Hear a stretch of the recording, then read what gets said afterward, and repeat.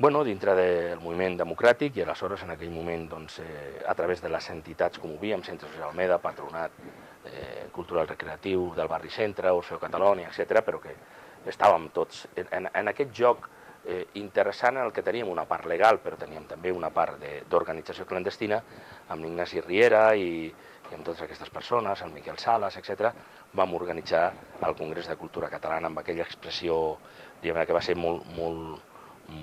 va causar molt impacte a la ciutadania i sobretot perquè va ser uns dies després de la mort d'en Franco, si no recordo malament, a la que començàvem a passar coses.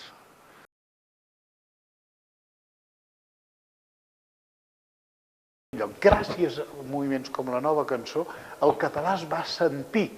Vam saber que era una llengua que no solament era una llengua escrita, sinó una llengua que es podia escoltar. I això va tenir molta importància. I en aquest sentit, jo poso més èmfasi en la reivindicació de l'esforç cultural soterrani que va fer molta gent anònima, que mai en la vida es va ficar en política ni s'hi va voler posar, que després van troncar políticament amb l'Assemblea de Catalunya, que era un moviment polític absolutament estrany, que no pas amb, repeteixo, els moviments polítics que per mi van ser molt més minoritaris, fins a l'Assemblea de Catalunya.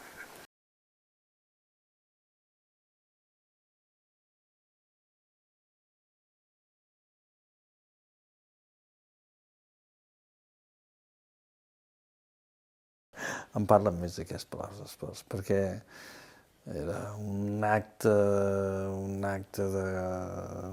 no sé, és difícil d'explicar. És difícil d'explicar i lògic. O sigui, els cantants teníem un poder polític que no ens corresponia, però és que en aquells moments els cantants estaven fent de sindicats, de partits polítics, de líders. I jo crec que dintre de tot se'ns ha d'agrair que no féssim masses animalades, perquè teníem massa poder.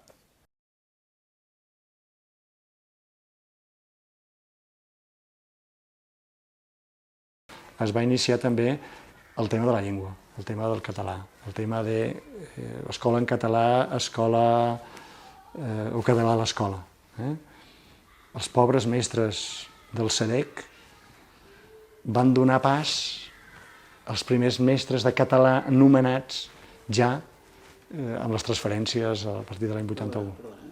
Doncs la idea de la discussió sobre el català a l'escola, sobre l'escola en català, en uns moments i en un lloc on la immensa majoria dels mestres encara eren aquells mestres vinguts de fora per voluntat o per força que estaven treballant a les escoles.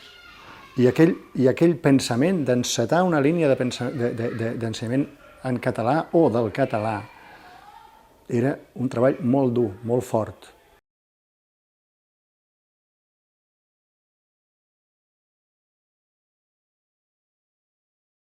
L'any 80 fem aquestes festes del 70, no? El 80 fem la festa major a la Mercè, però ja el correfoc, o sigui, comencem a inventar la trobada de gegants, ocupar espais a la plaça d'aquí, allà baix, a Santa Maria del Mar, al Port, a Montjuïc, al Palau, al Parc Güell, o sigui, la ciutat viu una altra vegada una història com molt important. I aquest és el moviment que nosaltres hi estem implicats, o sigui, aquí sí que nosaltres fem, i la nostra aportació és aquesta, o sigui, de dir, ei, recuperem aquests espais, recuperem la nostra memòria una mica, això ens ho han tallat, però fem un pont no de passat, sinó cap al futur, o sigui, ens serveix la memòria, però no per quedar-nos i tornar enrere, sinó que això ens ha de servir per tornar a crear unes bases de país, unes bases i nostre, i com anem a Pamplona, de Pamplona, i com anem a un altre lloc, i si anem a Venècia, al Carnaval, i si anem...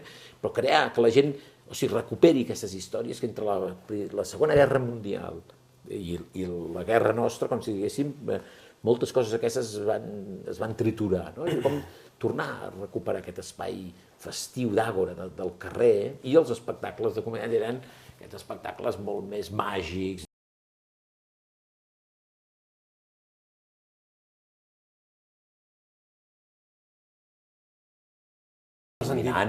Combinant les 6 hores i el Canet Rock, les dues històries, no?